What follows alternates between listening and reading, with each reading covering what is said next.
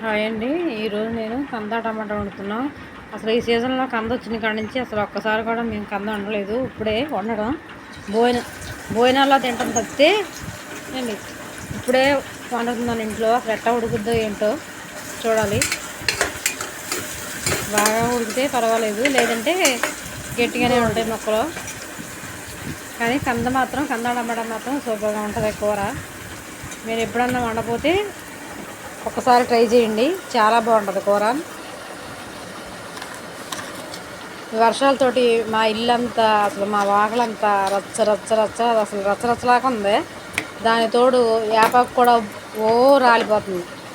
నిన్నట్టుగా గాలి వేసింది, గాలికి బోల్డ్ వేపాకు రాలింది. సరే ఊడుద్దామనుకునే లోపు మళ్ళీ డమ వాన వచ్చేసింది.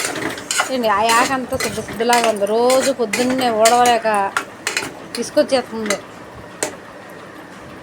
వేపాకు సంక్రాంతి పండుగకి వెళ్ళాక రాలద్ది. అటువంటిది మరి మా గుమ్మలో నీళ్లు బాగా నిలిచిపోయినాయి కదా, మరి చెట్లు ఒకేసినా ఏమో మరి బాగా రాలిపోతుంది ఆకంతా.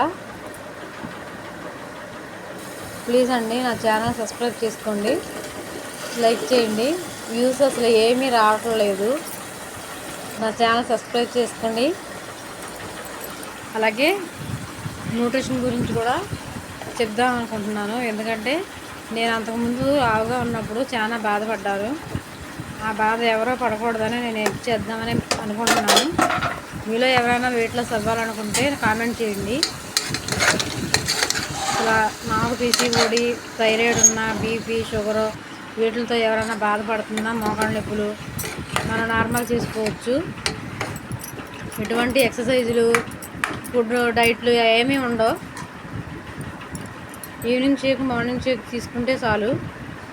మీకు ఎవరికన్నా కావాలంటే వెయిట్ లాస్ అవ్వాలనుకున్నా, పీసీఓడి ప్రాబ్లం ఉన్నా, థైరాయిడ్ ఉన్నా కామెంట్ చేయండి. మా అబ్బాయి వచ్చేస్తాడని కంగారుగా వండుతున్నా. మరి నిన్నైతే రాలేదు, ఇవాళ వస్తాడో రావడం మరి తెలవదు. వండి వెళ్తా మా పనికి. వస్తే తినేసి వెళ్తాడు, లేకపోతే స్కూల్లోనే తింటాడు.